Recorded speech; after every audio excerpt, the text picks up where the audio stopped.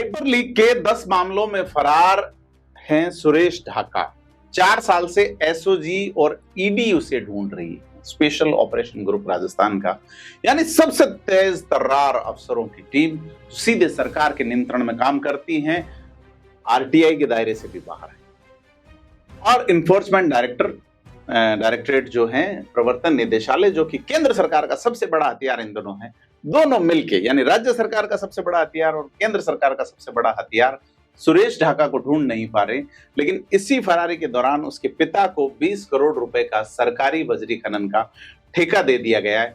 सवाल ये है, आज थिंक 360 पे बात कर रहे हैं, मैं प्रदीप हूं, बात कर रहे हैं कि खुद एसओजी जांच कर रही है कि कहीं इस ठेके में पेपर लीक का पैसा तो नहीं लगा है। पूरी पड़ताल पे बात करेंगे, लेकिन ठेका दिए जाते वक्त क्या तय नहीं किया गया कि 20 करोड़ का सरकारी काम जिसे दिया जा रहा है तो बैकग्राउंड क्या है। तो समाचार पत्रों में जो चीजें आई हैं या एसओजी जो जांच कर रही है, पहले बात करें सुरेश ढाका है कौन।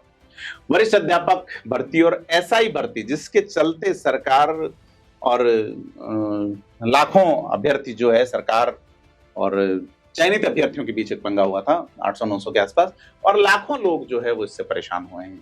बड़ा एक बजट है और बड़ी उम्मीदें टूटी।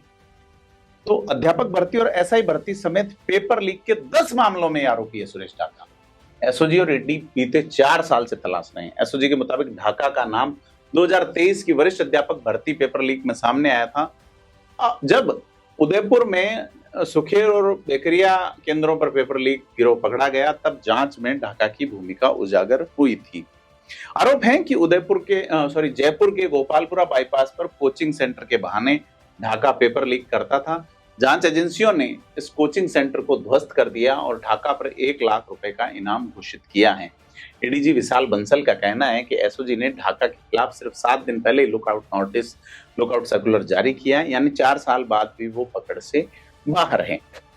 अब फरारी के दौरान उनके पिता को कैसे ठेका दिया गया, और ये बड़ी रकम का ठेका है तो रकम आई कहां से है, और वो टाइमलाइन समझनी चाहिए जिस पर अब सवाल उठ रहे हैं। फरवरी 2024 में खनन निदेशालय ने पाली के मेजिया गांव की 100 हेक्टेयर जमीन पर बजरी खनन के लिए आवंटन निकाला। जुलाई 2024 में 40 लाख रुपए की आरक्षित दर पर ई निविदा मांगी गई। इस टेंडर में सबसे ऊंची बोली लगाई ढाका मांगीलाल कंस्ट्रक्शन ने 20 करोड़ 5 लाख रुपए की, और ये फर्म किसी और की नहीं बल्कि सुरेश ढाका के पिता मांगीलाल की है, यानी उनकी पैतृक फर्म है।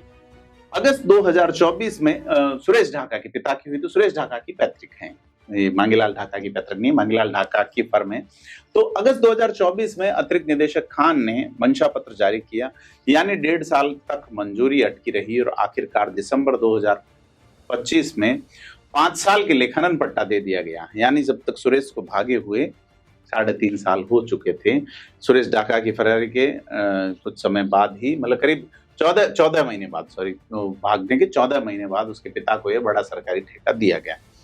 तो अब जैसे ही खनन लीज दिए जाने की सूचना फैली, इसके बाद किसान विरोध में उतरे, फिर एडिशनल एसपी ने जो है वो ढाका के घर पे छापेमारी भी की है। अब एसओजी पड़ताल कर रही है कि इस खनन ठेके में सुरेश ढाका के पेपर लीक का पैसा तो नहीं लगा था, और सबसे बड़ा सवाल है कि इस पर्दे के पीछे परिवार के साथ और कौन कौन शामिल हो सकता है। आप भी कमेंट करके बताएं कि आपको क्या लगता है कि इस खनन ठेके की प्रक्रिया क्या निष्पक्ष रही है, क्या जांच निष्पक्ष होगी, क्योंकि और ये जांच आगे क्या मोड़ लेगी, इस पे हम अपडेट करते रहेंगे, फॉलो करते रहेंगे। आप थिंक 360 को सब्सक्राइब करें और बताएं कैसी लगी आपको ये जानकारी। धन्यवाद।